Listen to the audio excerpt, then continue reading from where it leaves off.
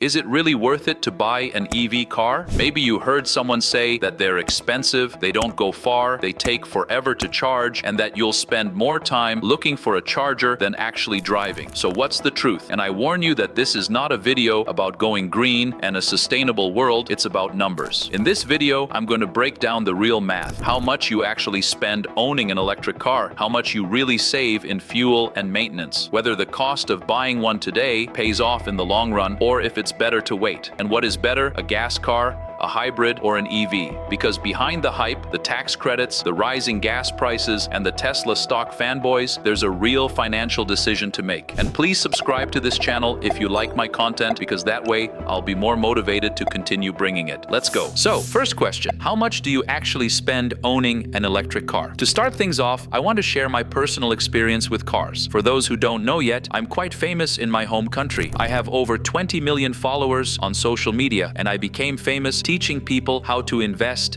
and manage their money. When I started gaining visibility, I decided to make a decision. I wouldn't be the kind of guy who flaunts things all the time, always with lots of luxury things. So I show off my watches and my multi-million-dollar house, but I don't want my content to be all about that and give the impression of just showing off. And I always explain how these things, even though they're very expensive, have a lot of meaning in my life. For example, my house is my family's home, and I value my family a lot. So it's great to have the money to provide this space for them. And to tell you the truth, my house has 20 parking spaces, which I converted into a gym during the construction because I don't really care about cars. For me, a car needs to be functional, inexpensive, comfortable, and safe. And until then, I had a Jeep Compass for many years, but I realized that since I drive a lot from city to city, back and forth all the time, the fuel and maintenance costs weren't worth it. So I traded my car in for a BYD King. And for me, it was a great financial decision, which is why I decided to make this video. It might not be the best decision for you and your family, but that's what we're here to find out, right? It's about the total cost over time. Most people look at the monthly payment and think they're being smart. But if you're serious about your money, what you really want to know is, how much does this car cost me per year for real, all in? And when you look at it like that, the numbers start to shift. An electric car might look more expensive up front, and yeah, it often is. The average price for a new EV in the US right now is around $55 K. Compare that to a regular gas car, closer to $48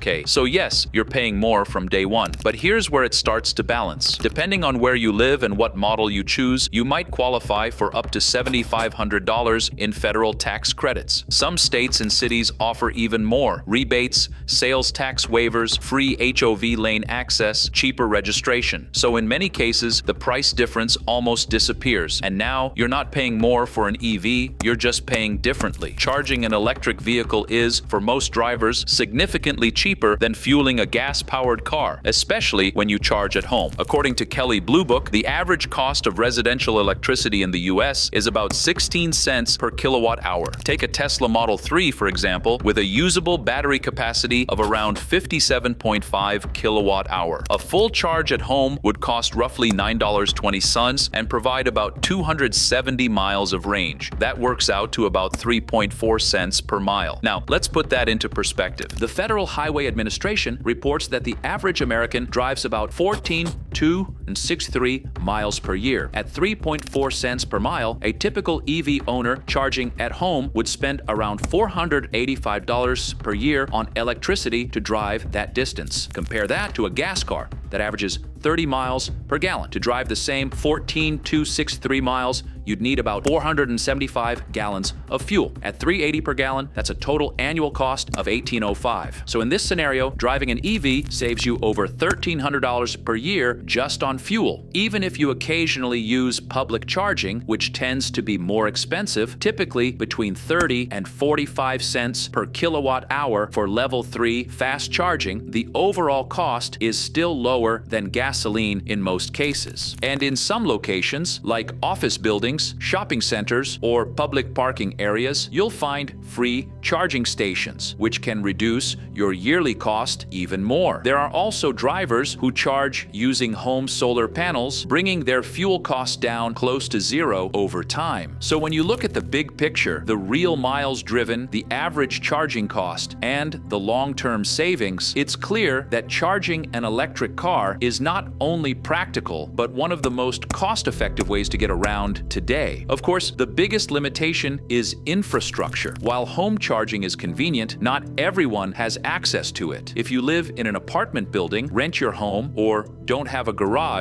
installing a charger can be complicated or impossible. In that case, you rely entirely on public chargers, and that brings a new set of challenges. Charging also takes time. Even the fastest level 3 chargers, which aren't cheap, often take 20 to 40 minutes to give you a good charge. That's a big difference compared to 5 minutes at a gas pump, and if you're using a slower level 2 public charger, you could be waiting several hours for a full charge. For people who travel long distances, have unpredictable schedules, or can't leave their car sitting for that long, that's a real inconvenience. In my life, personally, this made sense because in my country, there are several places that charge the car for free, like the parking lot under my company, the shopping mall I frequent, and the places I travel to, and I didn't encounter any problems installing the charger in my house. But maybe this is a complexity for you to evaluate in your life. When it comes to maintenance, electric cars definitely have an edge. They don't need oil changes, there are no spark plugs, no timing belts, no mufflers, and far fewer moving parts than a gasoline engine. That means fewer things can break and fewer things need to be replaced. According to Kelley Blue Book and data from sources like Bank of America and Consumer Reports, EV owners typically spend 30% to 50% less on maintenance and repairs over the life of the vehicle compared to gas car owners. Over 5 years, that could mean